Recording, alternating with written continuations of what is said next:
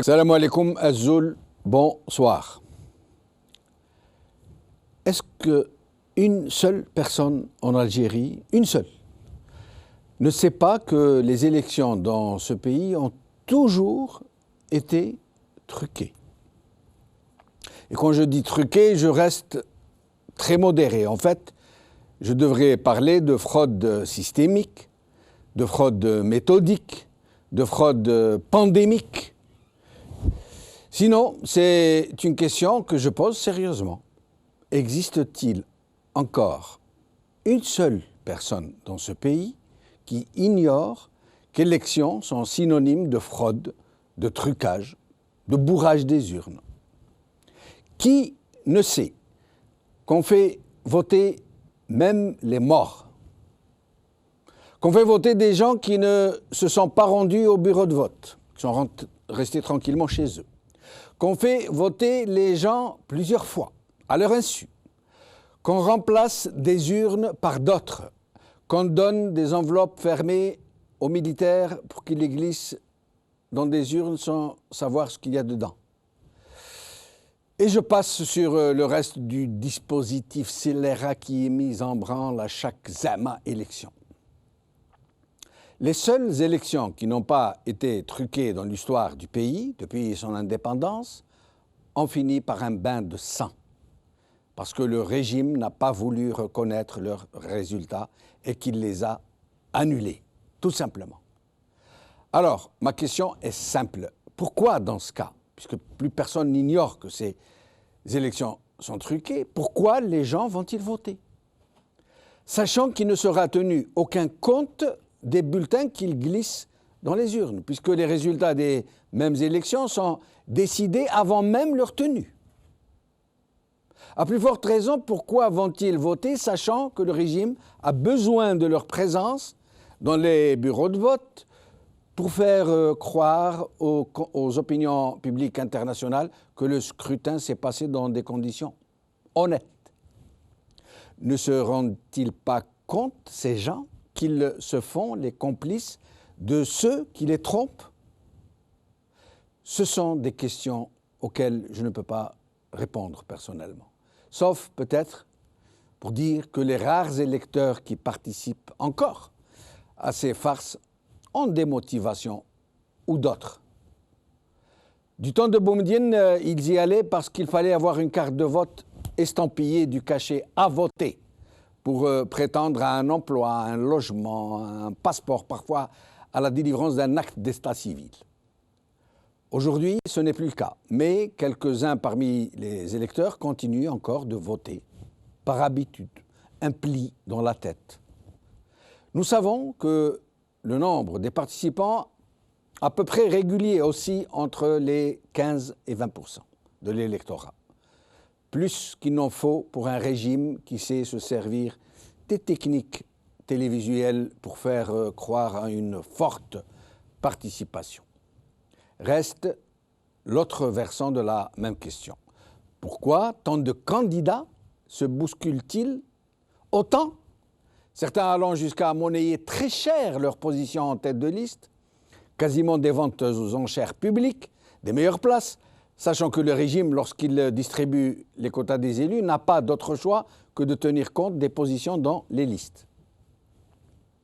Là, en l'occurrence, d'une manière générale, les motivations sont trop évidentes pour être précisées, elles n'ont pas besoin d'être précisées. On ne s'investit pas et on ne paye pas des sommes aussi faramineuses pour le simple plaisir de se faire élire, de se faire mousser, encore moins, comme ils disent, pour servir la nation. Et cette curieuse connivence a fait tache d'huile pour se répandre jusque dans des partis politiques qui dénonçaient furieusement, il y a quelque temps seulement, toute participation à ces parodies d'élections. C'est désormais la bousculade. Ministres, généraux à la retraite, partis dits d'opposition, personnalités dites politiques de l'opposition, représentants autoproclamés de la diaspora, enfants de chouhada illustres, Zamazama, intellectuels, Zamazama, capitaines d'industrie, Zamazama, chefs de partis politiques qui sont autant d'épiceries boulimiques. C'est le souk, la foire d'empoigne. Pousse-toi que je m'y mette. Mais un phénomène nouveau se fait jour, même s'il a existé de tout temps, sans parvenir néanmoins à dérayer la chronique. Des partis, des personnalités, des intellectuels, des militants de la vraie opposition s'organisent et appellent non seulement à une abstention massive, ce qui n'a besoin d'aucun appel de quelque sorte que ce soit, mais ils parlent aujourd'hui de boycott actif, de mobilisation sur le terrain pour dénoncer la farce. Et de son côté, le régime menace, alarmé par le contexte très volatile dans lequel vont se dérouler ces élections. Il montre à l'évidence des signes de panique. Il a peur que le peu qu'il contrôle encore ne tourne mal. Alors, il fait feu de tout bois, il menace, il vitupère, il nomme un islamiste à la tête de la haute instance indépendante de surveillance des élections. Il agite l'épouvantail de la syrianisation. Il bat le rappel de ses troupes de Baltagir. De son côté, l'ICSO, l'ISCO, instance de suivi et de coordination de l'opposition, semble être arrivé en fin de ressources. Ce bloc, initié par Ali Benflis et les membres de la CLTD, Coordination pour les libertés et la transition démocratique, était censé rassembler le peu d'opposition véritable qui refusait d'aller au râtelier. En fait, c'était plutôt une véritable auberge espagnole, un mariage de la carpe et du lapin, faite de briques et de broc, qui devait éclater de toute façon, un jour ou l'autre, et qui semble bien, après cette dernière rencontre de certains de ses membres opposés au participationnisme, d'aller vers un dénouement dans le vrai sens du mot. Aujourd'hui. Liberté. Des membres de l'instance font bloc contre la participation aux législatives. ICSO, la fin du consensus. Par Farid Abdeladim. Algérie Focus. Opposition, les législatives divisent les rangs. Par Essaïd Ouakli.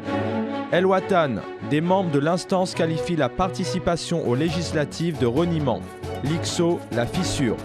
Par Wajid Makedi.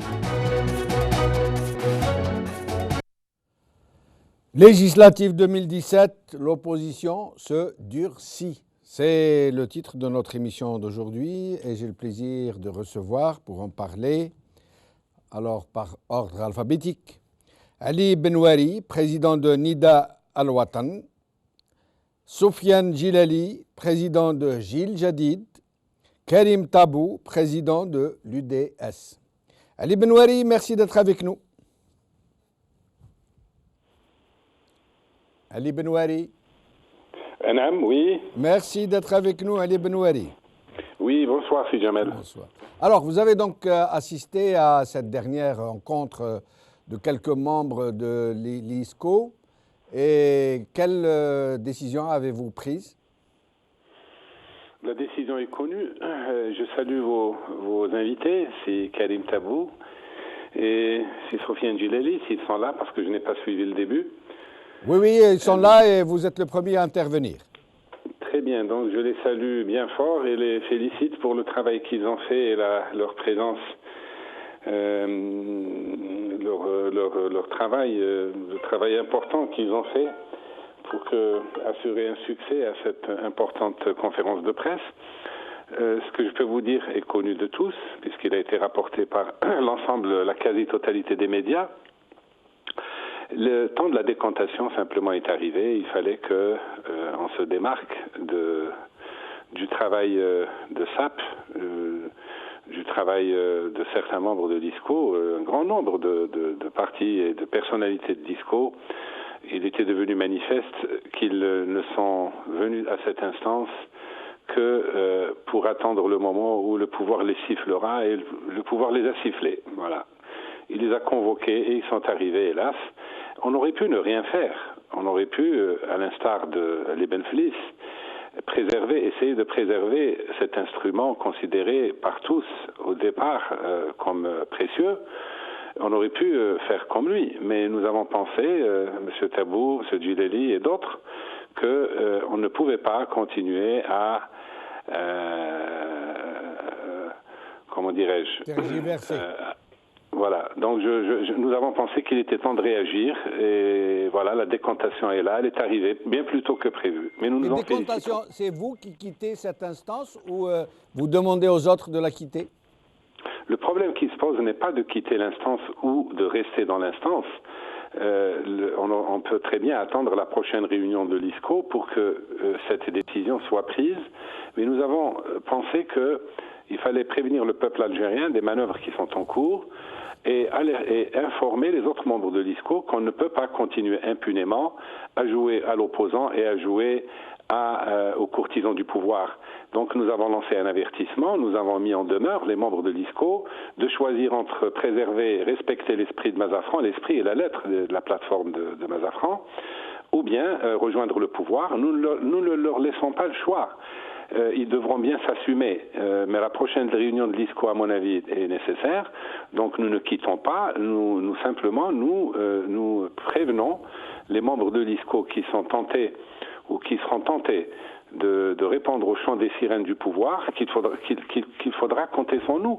Et d'ailleurs, je ne vois pas une seconde qu'ils puissent rester à l'ISCO ou à l'IXO, parce que cette instance répond à un objectif qui est très clair, c'est-à-dire favoriser la transition démocratique, et tout y est. Donc, à partir du moment où des membres de l'IXO ne respectent pas la charte, la plateforme qu'ils ont signée, ils n'ont plus rien à faire là-dedans. Mais cette charte, cette plateforme, est-ce qu'elle prévoit expressément qu'ils ne doivent pas participer à ces élections? Elle prévoit qu'aucun parti membre de l'IXO ne peut prendre langue avec le pouvoir et encore moins rejoindre les rangs du pouvoir. Parce que ce dont il est question, au-delà de la participation ou non aux élections, qui d'ailleurs n'était pas prévu, c'est complètement contradictoire avec l'esprit des accords de la plateforme de Mazafran, puisque nous n'envisagions de participer aux élections que dans un cadre précis qui a été tracé, et en particulier la mise en place d'une instance indépendante chargée de la préparation, du déroulement, du contrôle et de la validation des résultats. Est-ce que cette instance a été mise en place? Non. Le pouvoir a répondu par le mépris et invite simplement les membres de l'ISCO directement ou indirectement, personnellement ou de manière générale, à le rejoindre. Donc il est clair que ceux qui ont pris la responsabilité d'aller à ces élections, et encore plus ceux qui ont déjà tissé des accords pour participer au prochain gouvernement, n'ont absolument plus rien à faire au sein de cette instance, et je crois que cela a été souligné pendant la conférence de presse. Restez avec nous, Ali Benouari. Soufiane Gilali, merci d'être avec nous. Merci à vous. Bonsoir à vous et à vos invités. Alors, Soufiane Gilali, d'abord, une question que tout le monde se pose. Pourquoi Ali Benflis, le représentant de Talay Al-Hurriyat, qui est pourtant un de vos partenaires les plus importants, n'a-t-il pas participé à cette rencontre? Je crois que le mieux est de lui poser directement la question. C'est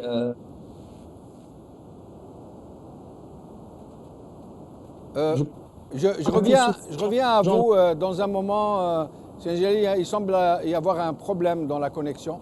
Je reviens à vous dans un moment. Ali Benouari, et nous n'arrivons pas à joindre Karim Tabou. Ah, il est avec nous. Karim Tabou, merci d'être avec nous. Karim Allô? Tabou.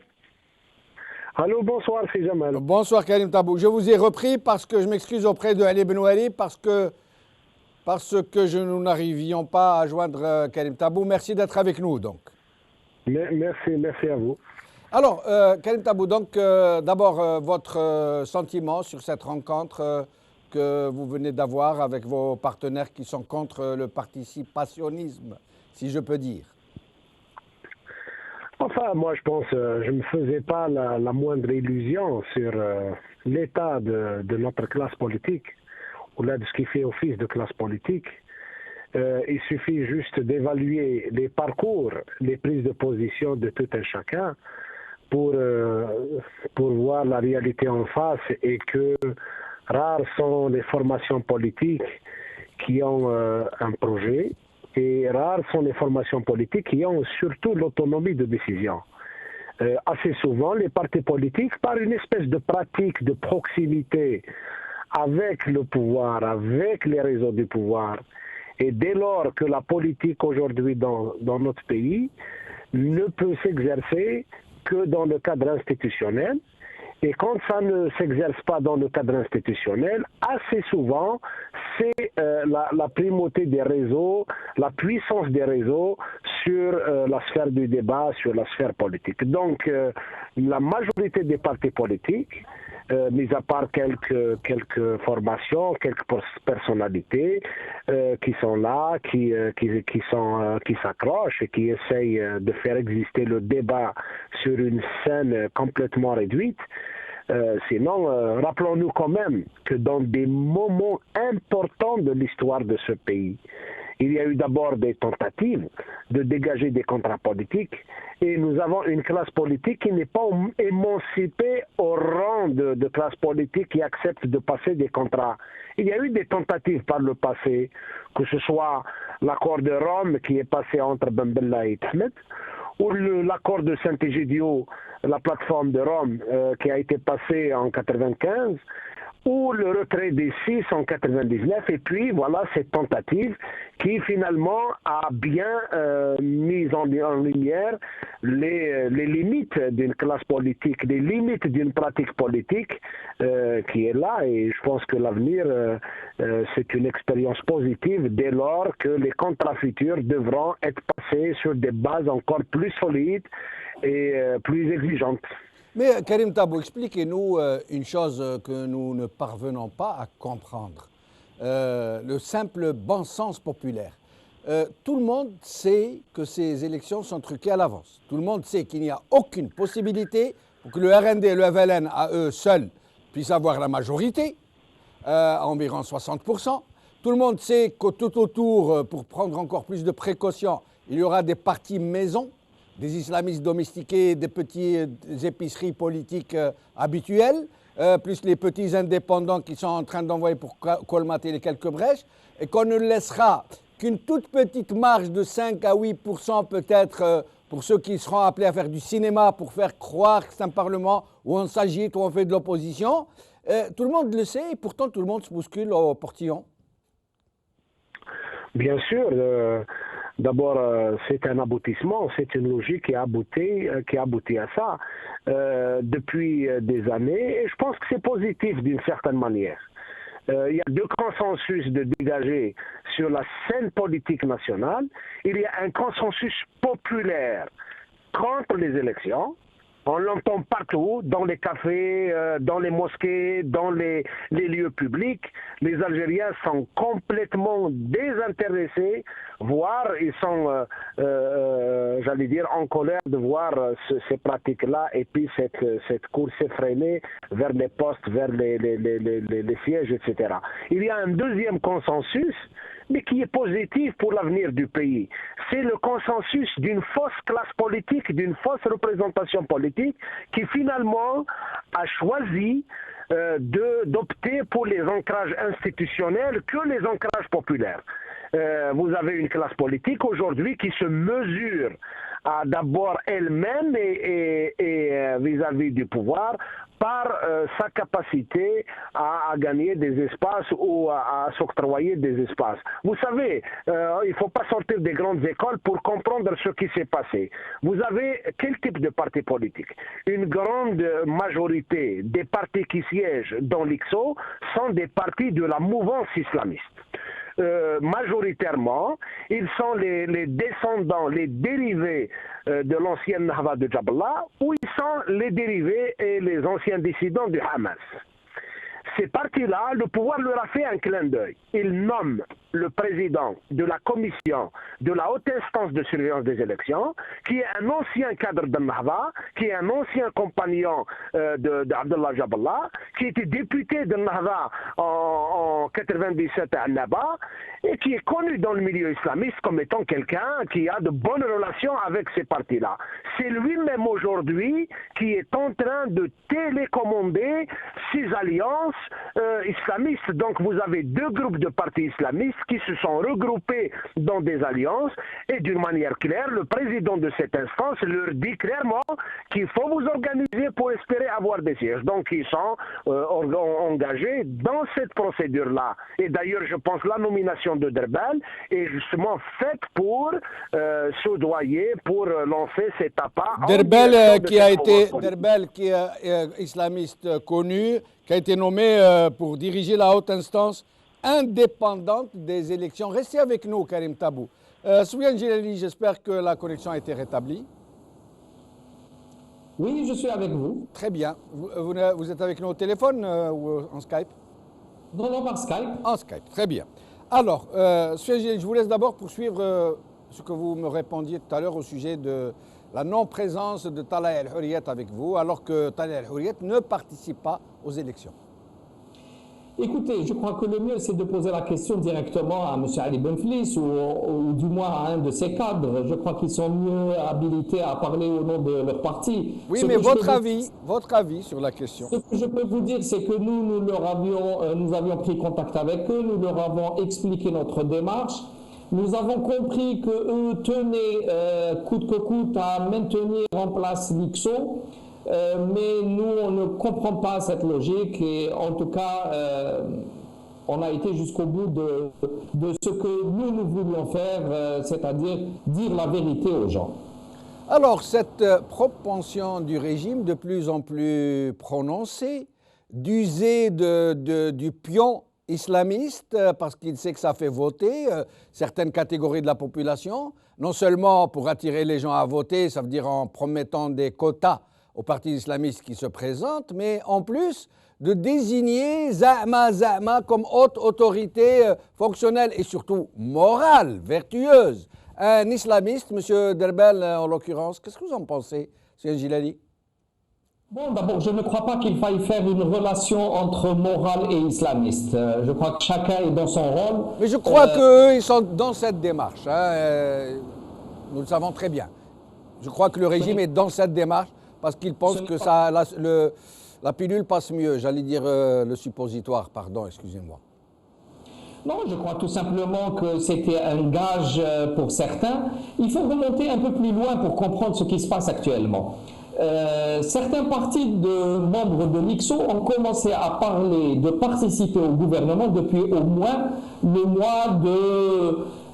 mois de février 2016. Voilà, donc ce n'est pas une histoire d'il y a 15 jours ou au moment de la nomination de M. Derbel. Lorsque ces partis avaient annoncé leur participation très probable après les élections, c'est qu'ils avaient déjà opté, qu'ils avaient des propositions sur la table et qu'ils ont négocié bien fort. C'est tout simplement cela que ça veut dire. Je le dis d'autant plus facilement que je m'étais donné la peine de donner mon avis sur cette question dès ce moment-là. Je l'avais dit au sein de l'IXO, j'avais interpellé les partis qui avaient pris cette position et j'avais dit qu'il était inadmissible que des partis politiques négocient en lot sur le capital accumulé par l'IXO.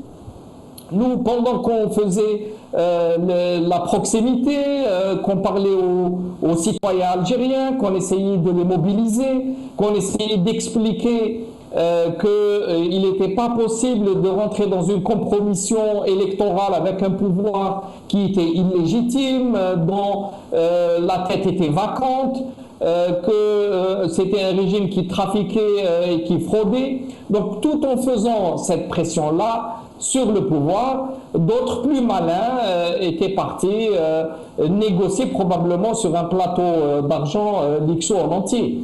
Et ça ne pouvait pas passer. J'avais prévenu, je l'avais dit. On ne m'a peut-être pas cru sur parole, mais les faits démontrent aujourd'hui que nous avions raison, non seulement de douter, mais de prendre toutes nos précautions pour empêcher cette utilisation de l'IXO pour éteindre finalement l'opposition. Imaginez que nous n'ayons pas réagi, qui ne dit mot consent, et à ce moment-là, ceux qui auraient participé au gouvernement l'auraient fait au nom de l'IXO et de l'opposition, et ça en aurait été fini avec l'opposition, et c'était une normalisation définitive, ou au moins pour quelque temps pour le régime. Restez avec nous. Alors, Ali Benouari, le 2 février, le président, on lui prête le pauvre toutes sortes de choses, mais bon, disons que c'est le président qui a lui-même convoqué le corps électoral, pour parler comme tout le monde. Maintenant, c'est une habitude de reconnaître que c'est le président qui signe, qui convoque, qui limoge. Alors, il a convoqué le corps électoral le 2 février. Et dans le même décret, il est prévu que du 8 au 22 février, une quinzaine de jours, il y aura une révision exceptionnelle des listes électorales. Vous imaginez un peu qu'en une quinzaine de jours, on peut réviser les listes électorales? Allez, Benouari. C'est ce qu'on a toujours appelé mascarade électorale. Tout est trucage, tout est mensonge. Ce qui est triste, c'est que l'opposition, dans laquelle beaucoup d'Algériens ont cru, se soit prêtée à cette mascarade. En tout cas, pas tous, heureusement, puisque nous avons réagi. C'est un marché de dupes. Tout ce qui entoure ces élections, passées, présentées, à venir, sont un marché de dupes. Les conditions de leur déroulement, les participants. Alors justement, au sujet des participants, il y a des partis qui existent, qui sont des partis de faux partis, oui. Au sujet des participants, j'apporte juste de l'eau à votre moulin et je vous laisse finir. Alors, on ne connaît pas avec précision le nombre des nouveaux arrivants, ça veut dire ceux qui ont 18 ans révolus, qui arrivent, j'allais dire, dans le marché de la fraude. On ne connaît pas leur nombre. Comme on ne connaît pas le nombre exact de ceux qui en sont partis, ça veut dire les gens décédés depuis. Or, le ministre de l'Intérieur nous dit, écoutez bien, que le corps électoral est de 22 79 578 électeurs. Ça veut dire au chiffre, à l'électeur près. Il nous donne un chiffre absolument ahurissant alors que nous ne savons rien du tout, nous ne savons même pas comment cela a été fait et que du 8 au 22 février, on n'a pas encore vu cette fameuse révision exceptionnelle. Oui, vous posez le problème du fichier électoral, vous posez le problème de l'ensemble des conditions qui entourent les élections. Si l'opposition, au sein de l'ICSO, a demandé la mise en place d'une instance indépendante chargée des élections, c'est pour cette raison-là. Or, cette instance, il ne peut pas y avoir d'élections libres. Marché de dupes, vous m'entendez? Oui, on vous entend très bien. Marché de dupes, je relève dans ce qu'a dit Sofiane Djilali et Karim Tabou qu'il y a eu rupture d'un contrat. Hélas, le pouvoir nous a habitués à ça, mais nous ne savions pas que des opposants ou des pseudo-opposants pouvaient à ce point renier leurs paroles, renier leur signature apposée au bas d'un document. Il était temps que les Algériens apprennent que oui, il y a des opposants qui respectent leurs paroles. On ne peut pas. Il fallait mettre un terme à cette mascarade. À la mascarade du gouvernement, du pouvoir, il y avait une mascarade au sein de l'ISCO, au sein de l'opposition. Et cette mascarade, c'est cette mascarade-là que nous venons de dénoncer afin de réhabiliter le politique ou la politique. C'est une réhabilitation. Le bon Dieu reconnaîtra ses saints. À partir de maintenant, je pense que les Algériens sauront où se trouvent les opposants et où se trouvent et je dirais, il est l'SF Shadid, l'islam politique. Puis il faut en parler. Je crois que c'est Karim Tabou qui a dit que la quasi-totalité ou un grand nombre de membres de l'ICSO sont des partis soi-disant islamistes. Pourquoi tout ça, à votre avis? Pourquoi? Mais parce que l'islam est devenu un fonds de commerce politique. Et le pouvoir veut montrer qu'il est avec l'islam, qu'il est avec le peuple. Il courtise le peuple parce qu'il considère que le peuple a une sensibilité islamiste très forte. Et d'où la prolifération du nombre de partis islamistes, alors qu'en réalité, ils sont tous issus du parti de Jaballah et du parti de Nahnah. On les a divisés pour créer l'illusion du nombre, on les a regroupés moitié dans l'alliance verte du gouvernement et moitié ou les 2/3, soi-disant, au sein de l'opposition. Et puis, le moment venu, voilà, on a provoqué, soi-disant, un ralliement des islamistes autour du pouvoir. Vous voyez bien que le peuple utilise l'islam comme moyen de maintien au pouvoir. Le régime utilise l'islam, vous voulez dire? Le régime utilise l'islam pour se maintenir au pouvoir et des individus sans scrupules, je répète, des individus sans scrupules utilisent l'islam et l'islamisme ou l'islam politique pour arriver au pouvoir. Et c'est cela aussi qu'il faut dénoncer. Dites-moi, Ali Benouali, vous qui êtes si habituellement modéré, très diplomate, tout en rondeur, je ne m'explique pas, vous êtes devenu très dur, vous prononcez des mots définitifs. Je ne vous reconnais pas, franchement, même si je suis totalement d'accord avec vous, par ailleurs. Oui, parce que je me suis fait beaucoup d'illusions, je pensais, d'ailleurs, autour de Ali Benflis, puisque mon parti est membre du Qutb, je pensais qu'il y avait un fond sérieux, un fond de sérieux dans cette opposition, et qu'il fallait encourager les éléments sérieux, les éléments crédibles de cette opposition, afin de montrer une opposition responsable dont le pays pourrait avoir besoin s'il était un jour, à Dieu ne plaise, plongé dans le chaos. Or, je m'aperçois que tout était truqué, que cette opposition était truffée d'opportunistes. C'est pour ça que je suis en colère. Et c'est ce que je dénonce avec mes amis, Sofiane, Karim, etc. Il fallait que nous réagissions de manière violente. Et j'ai envie de dire au peuple algérien, ça suffit. Ça suffit. Maintenant, il faut vous déterminer. Vous savez maintenant qui sont les vrais opposants et vous savez qui sont les menteurs.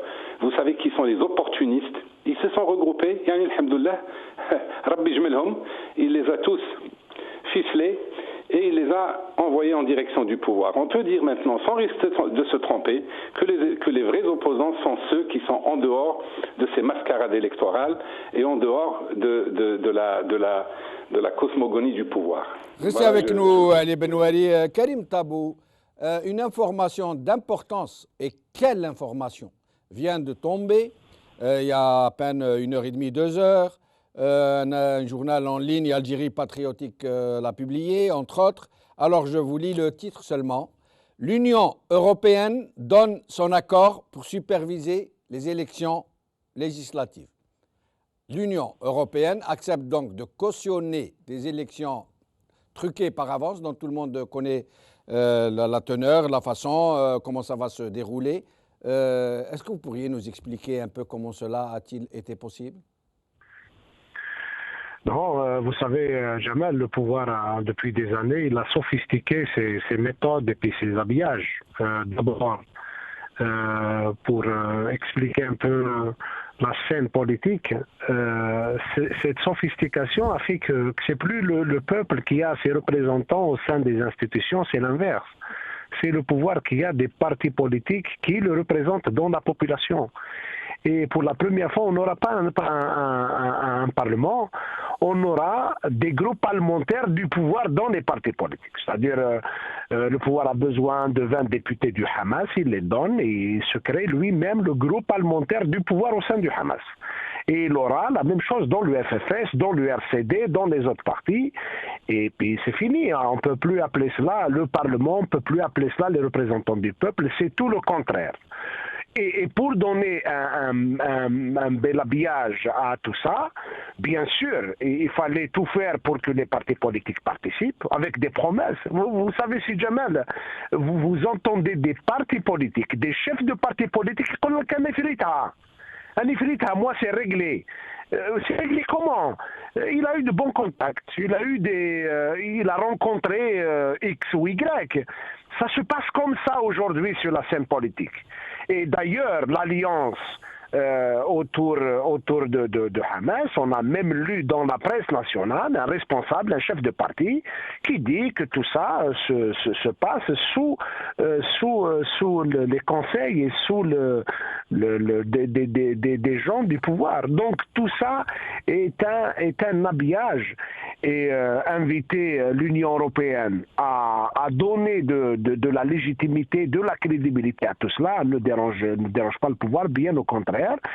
Ça va tout simplement permettre au pouvoir de montrer à tout le monde que les partis politiques participent, que les islamistes ils sont là, que les démocrates ils sont là, que les laïcs ils sont là, et le mensonge continue. Mais c'est très laborieux. Nous avons besoin... C'est très laborieux, c'est vrai, vous le signalez très justement. Un habillage, je crois que le mot convient parfaitement. D'un côté, les islamistes, la haute instance de surveillance un islamiste, l'Union européenne, la démocratie occidentale d'un autre côté, les laïcs, mais c'est incroyable, hein, la légitimité historique, révolutionnaire du FLN. C'est un habillage en effet très laborieux, Karim Tabou. Sauf que c'est Jamal, il y a quand même une chose qu'il faut bien expliquer, je pense qu'ils le savent bien, les Algériens. Dans 3 mois, nous allons nous retrouver avec le même gouvernement, avec le même pouvoir, avec les mêmes mesures, avec finalement, le pouvoir n'a fait que bouger tout le monde pour que tout reste en place, pour que tout ne bouge pas. Il faut vraiment reconnaître au président de la République d'avoir réussi pendant ces années à défier les règles de la politique, à défier les normes de la politique, à changer le sens de la politique dans ce pays. Et l'aboutissement est que maintenant, les partis politiques, vous avez des partis politiques qui signent un contrat qui demande l'application de l'article 88, qui signe sur un document qu'on est en situation de vacances du président, du poste de président, et qui demande une élection présidentielle anticipée. Le lendemain, les mêmes partis, vous les trouvez participer aux élections et partir dans le sens du pouvoir. Donc, c'est vraiment le défi, c'est le coup d'État contre la science politique. Restez avec nous, Karim Tabou. Sofiane Gilali. Alors, donc, cette info qui est tombée tout à l'heure de l'Union européenne qui accepte, alors je vous lis le premier paragraphe. La haute représentante et vice-présidente de l'Union européenne, Federica Mogherini, a remis une réponse favorable à la lettre d'invitation du ministre des Affaires étrangères, Ramtan Lamamra, pour le suivi des élections législatives du 4 mai 2017 en Algérie. L'Union européenne s'est dite prête à déployer une mission d'expertise électorale, etc. Est-ce que l'Union européenne aura les moyens, puisqu'elle va prêter sa caution à ce régime, est-ce qu'elle aura vraiment les moyens de contrôler ces élections et d'assurer qu'elles se sont déroulées dans la transparence ? Non, clairement, non, elle n'a pas les moyens. Je rappelle simplement qu'en 2014, autant l'Union européenne que les États-Unis avaient décliné l'invitation pour venir contrôler, entre guillemets, les élections présidentielles. Et ils avaient avancé des arguments, entre autres qu'en 2012, ils avaient rédigé un rapport demandant à peu près 23 points précis où les autorités algériennes auraient dû changer de règles du jeu. Entre autres, la réactualisation du fichier électoral, sa mise à disposition pour les partis politiques, un certain nombre de contrôles sur le processus le processus de validation des bulletins de vote, etc. Or, on a eu l'occasion de rencontrer les représentants de l'Union européenne en 2014, en 2015. C'était à leur invitation, ils avaient invité la CLTD. Et le représentant, le chef de la délégation qui était là, avait clairement annoncé que le gouvernement algérien avait refusé de se mettre aux normes européennes et qu'il n'était pas possible pour eux de contrôler les élections en Algérie. Et alors, qu'est-ce qui a changé? Pourquoi ils acceptent cette fois-ci? Quel est l'intérêt de l'Europe d'accepter de couvrir une fraude électorale massive comme cela a toujours été le cas en Algérie? Je pense que ce n'est pas l'intérêt des 27 pays qui forment l'Union européenne maintenant, mais très probablement de 1 ou 2 ou 3 partenaires maximum qui ont un intérêt direct avec le maintien du régime algérien et qui auront influencé l'Union européenne pour donner un peu le quitus. Donc c'est vraiment, ça se ferait avec... Sofiane Gilali, façon de dire, il y a un pays donc, européen qui a des intérêts très poussés avec l'Algérie, qui arrive là à l'Union européenne et dit écoutez, faites-le pour moi, acceptez, ça va me rendre service, quoi. Absolument, oui, c'est exactement ça. Génial. Oui. Génial. Voilà. Ouais. Et comme le régime a besoin de soutien étranger, on avait vu comment on défilait des chefs d'État pour nous expliquer la lacrité d'un président qui ne pouvait pourtant pas dire bonjour aux Algériens depuis maintenant 6 ou 7 ans. Voilà le drame de ce pays. On est un pays sous influence. On ne sait pas comment ce pays gère ses intérêts avec les étrangers. On ne sait plus dans quelle mesure les étrangers ont une influence directe sur les décisions de sécurité nationale même de notre pays. Voilà, c'est un régime qui est prêt à tout pour se maintenir en place. Soufiane Jalali, je vous demanderai de commenter cette déclaration de M. Bedoui, le ministre de l'Intérieur. Les prochaines élections seront d'un plus haut niveau. Qu'est-ce qu'il veut dire par là? C'est très simple, c'est le plus haut niveau de fraude. Ah, vous m'en direz tant. Juste la phrase, mais je ne sais pas s'il finit ses phrases, mais en tout cas, le sens est là. Alors, plus loin, voilà ce qu'il dit. La nouvelle Constitution sera le principal garant de la transparence et de la régularité des élections grâce aux lois qu'elle renferme, ainsi que la haute instance indépendante des élections qui sera indépendante à 100%. J'en perds ma voix, excusez-moi. Oui, elle est indépendante à 100% du peuple algérien, elle ne rend pas compte au peuple. C'est une commission qui a été désignée à 100% par le pouvoir, par un ministre FLN, qui est ministre de la Justice, par un Premier ministre qui est FLN aussi, et par un président qui est FLN d'abord. Il est président d'un parti, puisque ce n'est pas le président des Algériens, c'est le président du FLN. Voilà, comment voulez-vous faire confiance? Monsieur Taïb Louh, qui est ministre de la Justice, en 2012 était tête de liste à Tlemcen, il a raflé 100% des sièges. C'est le signe éloquent d'une très grande démocratie et qu'il incarne aujourd'hui. Non, soyons sérieux. Quant à la nouvelle constitution, je rappelle à M. Bedoui qu'il ne s'agit en aucun cas d'une nouvelle constitution. C'est toujours la constitution de M. Zarouel qui a été adoptée par référendum en 1996 et elle a subi quelques amendements et surtout, plusieurs offenses, parmi lesquelles 2008, lorsque le président actuel s'est permis d'ouvrir le nombre de mandats et auxquels les opposants qui viennent de rejoindre le régime avaient déjà voté avec les deux mains pour que M. Bouteflika fasse mandat à vie. Restez avec nous, Soufiane Jalali. Ali Benouari, votre commentaire sur cette implication de l'Union européenne dans les élections législatives algériennes? Heureusement que le ridicule ne tue pas, ou malheureusement. Parce que j'ai reçu, je confirme en tout point ce que dit Soufiane Jalali, j'ai reçu moi-même les représentants de l'Union européenne qui ont édicté des règles strictes de ce qu'ils considèrent comme étant le bon déroulement d'élections. Ils reconnaissent que le pouvoir algérien n'a pas respecté ce cahier des charges. Comment pourrait-il aujourd'hui cautionner une mascarade électorale d'un niveau beaucoup plus élevé?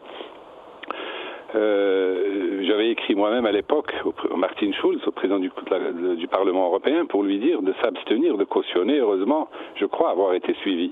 Je crois que c'est pour ça que enfin bref. Mais je crois aussi qu'une émission comme la vôtre est écoutée par les chancelleries, écoutée par les grands partenaires de notre pays, et c'est tout son mérite. Qu'ils sachent aujourd'hui qu'il y a des Algériens braves, des Algériens honnêtes, des Algériens conscients, qui ne cautionnent pas une fraude, même si eux, les Européens, devaient la cautionner. Les masques sont tombés. Aujourd'hui, pour répondre à une question que vous avez posée à Soufiane Jalali, pourquoi font-ils ça? Tout simplement, probablement, bien sûr, il y a l'influence de la France, mais aussi probablement parce qu'ils ne veulent pas, c'est un peu pour se donner bonne conscience, que l'Algérie ne devienne une deuxième Syrie ou un deuxième Irak ou un autre Yémen. Et en cela, je crois qu'ils rendent un très très mauvais service à la fois aux Algériens, aux pays du sud de la Méditerranée et à l'Union européenne, à eux-mêmes. ils vendent le court terme au profit, ils sacrifient le court terme, la stabilité qui est censée leur apporter la stabilité du régime, à un moyen terme extrêmement risqué. Ils devraient, et si j'espère qu'ils m'écoutent, ils devraient réfléchir à 2 fois. Et pourquoi n'attirez-vous pas l'attention en tant qu'opposant, justement, et en tant qu'opposé à ces élections de la fraude annoncée? Pourquoi n'attirez-vous pas l'attention des opinions publiques internationales sur cette concussion de leurs représentants? Nous attirons leur attention comme nous le pouvons, y compris aujourd'hui. Je suis persuadé que votre émission sera suivie et que les messages qui sont diffusés à travers votre émission seront bien reçus.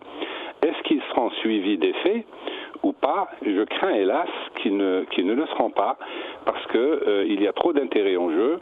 L'Algérie les intéresse, c'est un gros gâteau que se disputent la mafia et les grands partenaires de l'Algérie. Hélas, c'est le court-termisme, c'est ce qu'on appelle le court-termisme. Et si tant de pays sont à feu et à sang, c'est précisément en raison de l'inconscience de nos grands partenaires qui ne savent pas que les Arabes, les musulmans, les Berbères, etc. sont parfaitement capables d'assimiler les règles du jeu démocratique. Et c'est pratiquement une insulte, une injure à nos peuples de considérer que nous ne sommes pas mûrs pour la démocratie. Ils préfèrent miser sur la dictature, mais ça leur explosera à la figure, tôt ou tard, comme ça leur explose à la figure en Irak, en Syrie, en Libye et ailleurs. Il serait bien avisé de miser, pour une fois, sur la démocratie et les démocrates. Mais est-ce que ça leur explose réellement à la figure? Est-ce que ce ne sont pas plutôt ces peuples que vous venez de citer qui sont en train de payer la lourde ardoise du soutien des despotes par un accident totalement irresponsable? Peut-être qu'ils n'en ressentent pas les effets aujourd'hui, mais regardez les réfugiés syriens. Regardez les centaines de milliers de réfugiés syriens. Regardez l'immigration des pays du Sahel à travers la Libye déstabilisée. Et si l'Algérie demain devait sombrer dans le chaos, c'est des millions de boat people qui assiégeraient l'Europe. Pour des raisons que vous et moi et tous ceux qui nous écoutent connaissent très bien. Parce que l'Algérie est un État clé. L'Algérie n'est pas n'importe quel État. Ce n'est pas par excès de fierté de nationaliste que je le dis, mais il suffit de regarder la carte de géographie, où l'Algérie est placée, par où passent les gazoducs, l'importante émigration algérienne, etc., pour se rendre compte avec effroi, quand on est honnête, des risques de déstabilisation de notre pays. Mais évidemment, tout le monde joue le court terme, aussi bien les dirigeants algériens que les dirigeants européens. Restez avec nous jusqu'à la fin de l'émission, Ali Benouari. Karim Tabou, le mot de la fin va vous revenir. J'aimerais que vous nous commentiez un peu cette intrusion d'une dizaine de ministres, dont le Premier ministre, nous dit-on, qui se préparent à entrer dans ces élections alors qu'ils sont encore aux commandes et qui sont en train de préparer les mêmes élections, eux-mêmes. Je pense qu'ils défient les normes politiques, comme je le disais, et ils s'en foutent. Ils sont là, ils vont être là après des élections, et les élections aurait été tout simplement une simple procédure administrative. Ce qui est malheureux, c'est qu'il y a un vrai décalage horaire entre ces partis qui participent et le pouvoir. Ces partis sont dans une logique de siège, de chercher des ancrages dans les institutions, mais le pouvoir il est ailleurs. Le pouvoir il cherche à trouver des solutions à 2 défis majeurs. Le premier défi, c'est les contraintes économiques et sociales. Donc il veut bien impliquer la classe politique pour ne pas avoir à assumer seule la responsabilité. Le deuxième défi, le pouvoir en tout cas y pense, c'est l'après-Bouteflika, comment gérer cette situation. Donc pour eux, l'élection législative n'est qu'une simple procédure. Les ministres vont se porter candidats et puis vont être désignés, les majorités sont désignées à l'avance et puis tout va bouger pour que tout reste en place. Je voulais juste rebondir sur la question de l'Union européenne. Il faut quand même rappeler à nos amis 3 choses essentielles. La première est que sur le plan de la fidélité aux valeurs démocratiques de cette Union européenne. Souvenez-vous que l'Union européenne avait supervisé le processus électoral en Palestine, qui fut d'ailleurs gagné par Harakat Hamas, et puis par la suite, c'est complètement le renoncement à ses engagements, à ses principes, voire les populations palestiniennes étaient punies justement, collectivement, pour avoir expérimenté la démocratie, pour avoir choisi démocratiquement ses représentants. Donc en termes de fidélité aux valeurs démocratiques, l'Union européenne n'est pas un bon exemple pour nous. La deuxième est que le pouvoir algérien, je pense dans ce contexte précis, il y a eu des rapports assez durs à l'égard de l'Algérie, notamment sur le plan de la corruption, de la transparence, des libertés d'expression, de la vie des citoyens dans beaucoup de domaines. Et d'ailleurs, il y a eu des réactions. Vous avez même consacré une émission pour ça. Je pense que le pouvoir veut justement jouer cette carte d'invitation. Certainement, ça va être un comité très restreint, très réduit, qui va être reçu à l'hôtel Saint-Georges ou à l'hôtel Lorassi.